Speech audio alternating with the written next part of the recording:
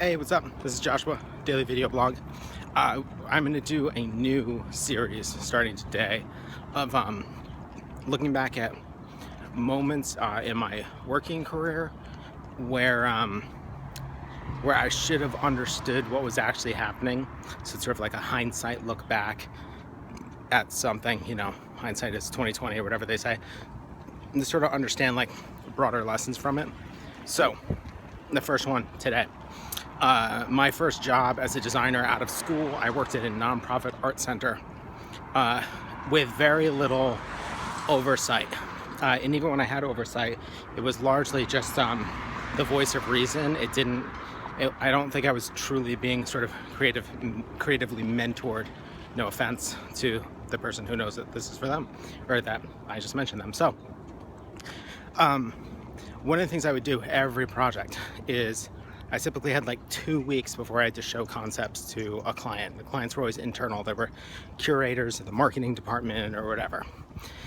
And I always only showed one version. And typically, I think I would finish the one version. Like it would be done once I showed it to anyone. And it was painful. It was super hard. I always struggled to get the one version of something done because I wanted so bad for it to be awesome. And it was a nightmare if it got rejected. It was just painful to deal with. And I didn't really understand, hold on. I think deep down, I thought I was just a terrible graphic designer. Like, why was it so difficult to do this work? And what I didn't recognize, and what probably didn't become clear to me for maybe 5 or more years, was that I didn't have an actual process as a designer. I would do research and whatnot, but I would basically just hope for a good idea. And I would say, like, if you struggle to come up with one idea, the problem for you isn't coming up with ideas. The problem is your process. Your process is almost certainly broken if that's the case. And the challenge is to get to a point where you're able to come up with a ton of ideas almost instantaneously and not need the flash of inspiration. And when I had that job, I would try the inspiration route. I would do the dumb thing like where you have creative block and you go for a walk and all you do is have worse creative block when you get back. I think I was the poster child for bad process and bad ideation and not knowing how to deal with creative block. And I would say most of the ideas I have now about creative block and about ideation,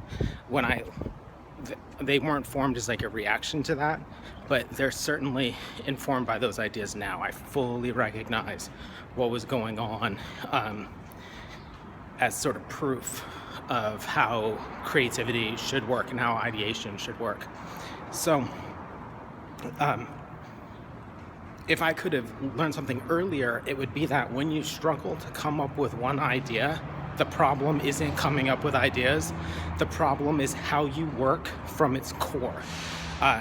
That's the real problem. And if you find yourself working and it's hit or miss and you struggle with coming up with an idea, recognize this. Your problem is not your ideas. Your problem is your process, and it's fixable. But it takes viewing things differently, because it's not just a matter of trying to come up with more ideas. Like, struggling to come up with 3 ideas is not really going to be more valuable than struggling to come up with one. It's a matter of understanding how research, sketching, and framing all kind of fit within each other. All right, it's getting super windy, so I'm gonna knock it off. Thanks for watching.